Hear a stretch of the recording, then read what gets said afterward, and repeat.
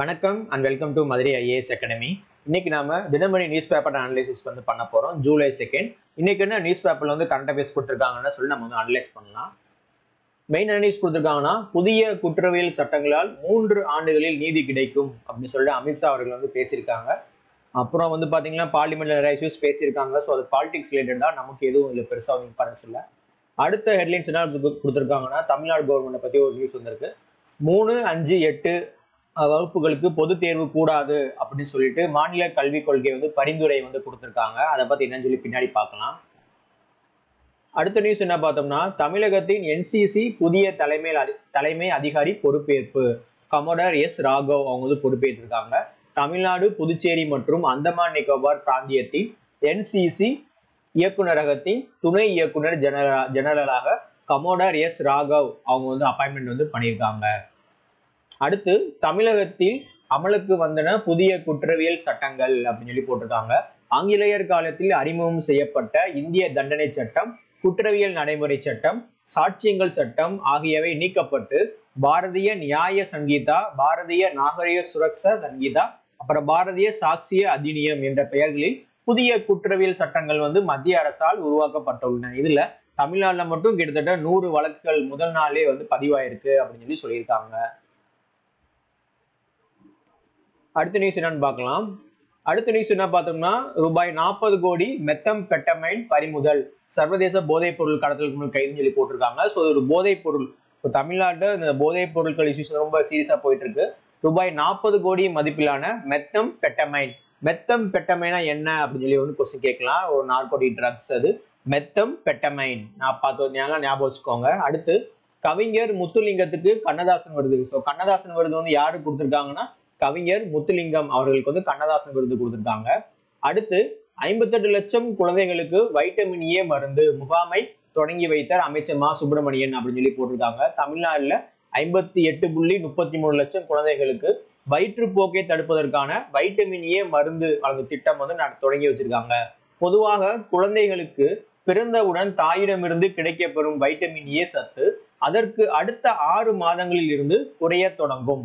ஒரு கட்டத்தில் அந்த சத்து மிகவும் குறைந்தால் குழந்தைகளுக்கு வளர்ச்சி குறைபாடு, வயிற்றுப்போக்கு, பார்வை குறைபாடு ஏற்பட வாய்ப்பு உள்ளது. அதனால வைட்டமின் ஏ டேப்லெட்ஸ் மருந்து கொடுத்துட்டு இருக்காங்க. விட்டமின் ஏ அப்படின்னு நம்ம குறைபாடு அப்படி இருந்துச்சுன்னா அதை நம்ம நைட் பிளைண்ட்னஸ் அப்படின்னு சொல்லுவோம், நிக்டலோபியா அப்படின்னு நம்ம சொல்லுவோம். அடுத்த நியூஸ் என்ன பார்க்கலாம். அடுத்து, இந்த குற்றவியல் சட்டங்களை பத்தி சொல்லியிருக்காங்க. புதிய குற்றவியல் சட்டங்களால் 3 ஆண்டுகளில் நீதி கிடைக்கும். அதை பத்தி போட்டிருக்காங்க. இந்த சட்டங்களால் ஒரு குற்றம் குறித்து வழக்கு பதிவு எஃப்ஐஆர் செய்யப்பட்ட நாளில் இருந்து 3 ஆண்டுகளுக்குள் நீதிமன்றம் மூலம் நீதி கிடைக்கும். அப்புறம் சட்டங்களுக்கு ஹிந்தியில் பெயர் தமிழக எம்பிக்கள் நேரில் சந்திக்கலாம் அப்படின்னு சொல்லியிருக்காங்க. அரசமைப்பு சட்டத்தின் 8வது அட்டவணையில் பட்டியலிடப்பட்டுள்ள அனைத்து மொழிகளிலும் இந்த சட்டங்கள் கிடைக்கும் அப்படின்னு சொல்லியிருக்காங்க. அடுத்து, 3, 5, 8ஆம் வகுப்புகளுக்கு பொது தேர்வு கூடாது அப்படின்னு சொல்லி மாநில கல்விக் கொள்கை அறிக்கையில் பரிந்துரை. மாநில கல்விக் கொள்கை குறித்து பரிந்துரைகள் அடங்கிய அறிக்கையை முதல்வர் தமிழ்நாடு சிஎம் ஸ்டாலின் அவர்கள்ட்ட சமர்ப்பித்த ஓய்வு பெற்ற நீதிபதி முருகேசன் தலைமையான குழுவினர். ஸோ பாருங்க, மாநில கல்விக் கொள்கை பாத்தீங்கன்னா அதை வடிவமைக்கிறதுக்கு ஓய்வு பெற்ற நீதிபதி முருகேசன் தலைமையில 14 பேர் கொண்ட குழு 2022ஆம் ஆண்டு அமைக்கப்பட்டிருக்கு. ஸோ 2022ல 14 நபர் கொண்ட குழுவுல பாத்தீங்கன்னா மாநில கொள்கையை நிறுவி இருக்காங்க. யாரோட தலைமையில பாத்தீங்கன்னா முருகேசன் அவர் ஓய்வு பெற்ற நீதிபதி. இந்த குழு கிட்டத்தட்ட 600 பக்கங்கள் கொண்ட அறிக்கையை தயார் செஞ்சு இப்ப சிஎம்க்கு கொடுத்திருக்காங்க. அதுல முக்கியமான விஷயங்கள் என்னன்னு சொல்லி பார்க்கலாம். கல்வி உரிமை சட்டத்தை பத்தி கொடுத்திருக்காங்க. கல்வி உரிமை சட்டத்தின் RTE தனியார் பள்ளிகளில் 25% ஒதுக்கீட்டில் மாணவர்களை சேர்க்க கூடாது அப்படின்னு சொல்லி பரிந்துரைச்சிருக்காங்க. இதற்காக தனியார் பள்ளிகளுக்கு ஒதுக்கப்படும் நிதியை குறைக்க வேண்டும். மலைப்பகுதி போன்ற இடங்களில் உள்ள அரசு உதவி பெறாத சிறுபான்மையினர் அல்லாத பள்ளிகளுக்கு RTE சட்டத்தின் கீழ் நிதியுதவி அளிப்பது குறித்து அரசு பரிசீலிக்க வேண்டும் அப்படின்னு சொல்லியிருக்காங்க. அடுத்து, போதைப் பொருள் பயன்பாட்டை தடுக்க, உயர்கல்விக்கு அதிக முதலீடு, அப்புறம் பயிற்சி மையங்களுக்கு தடை, ஸோ அந்த மாதிரி நிறைய விஷயம் பேசியிருக்காங்க. அப்புறம் உயர்கல்வி சேர்க்கைக்கு +1 மதிப்பெண், +1 மாணவருக்கு வழங்கப்படும் இலவச சைக்கிள் திட்டத்தை 9ஆம் வகுப்பிலிருந்தே தொடங்க வேண்டும். அதே போல் 10ஆம் வகுப்பு வரையிலான மாணவர்களுக்கு வழங்கப்படும் அரசின் அனைத்து உதவிகளையும் +2 வரை தொடரும் அப்படின்னு சொல்லி விரிவுபடுத்தணும் அப்படின்னு சொல்லியிருக்காங்க.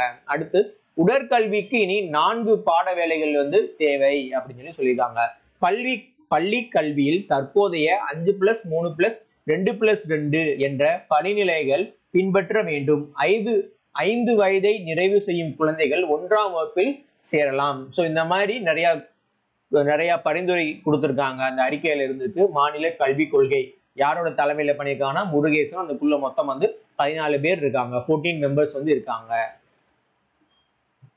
அடுத்த நியூஸ் என்னன்னு பார்க்கலாம். அடுத்து பாத்தீங்கன்னா ஸ்போர்ட்ஸ் நியூஸ்ல Leon master Anand champion, Viswanath Anand champion இருக்காங்க. லியான் ஸ்பெயினில் நடைபெற்ற லியான் மாஸ்டர் செஸ் போட்டியில் இந்தியாவோட விஸ்வநாத் ஆனந்த் சாம்பியன் ஆயிருக்காங்க. இப்போட்டியில் இவர் வாகை சூடியது 10வது முறை. ஸோ 10th டைம் இந்த மாதிரி லியான் மாஸ்டர்ஸ்ல விஸ்வநாத் ஆனந்த் ஜெயிச்சிருக்காங்க. அடுத்து ஸ்போர்ட்ஸ்ல ஃபுட்பால் யூரோ ஃபுட் கப் நடந்துட்டு இருக்கு பாருங்க. இங்கிலாந்து ஸ்பெயின் காலிறுதிக்கு முன்னேற்றம் அப்படின்னு சொல்லி போட்டிருக்காங்க. ஸோ ஃபுட்பால்ல முக்கியமானது பாத்தீங்கன்னா இந்த யூரோ கப் அது நடந்துட்டு இருக்கு. அதுல இங்கிலாந்து ஸ்பெயின் காலிறுதிக்கு முன்னேற்றம் அப்படின்னு சொல்லி போட்டிருக்காங்க. ஸோ அடுத்த நியூஸ் பாருங்க.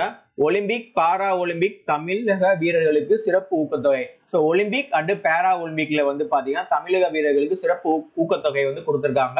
அது தமிழ்நாடு சிஎம் வழங்கியிருக்காங்க.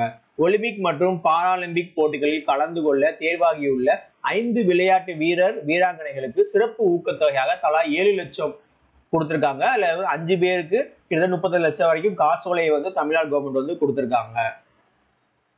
ஸோ தமிழ்நாடு கவர்மெண்ட் எப்பவுமே ஸ்போர்ட்ஸ்க்கு இம்பார்ட்டன்ஸ் கொடுப்பாங்க. ஸோ இந்த மாதிரி ஒலிம்பிக்ல பார்ட்டிசிபேட் பண்றவங்க, பேரா ஒலிம்பிக், காமன்வெல்த் கேம்ஸ் ஜெயிச்சவங்களுக்கு நிறைய சிறப்பு ஊக்கத்தொகை, அப்புறம் வேலை வாய்ப்பு அந்த மாதிரி தமிழ்நாடு கவர்மெண்ட் நிறைய கொடுப்பாங்க. ஸோ இதான் இன்னைக்கான முக்கியமான current affairs and news paper analysis. நன்றி, வணக்கம்.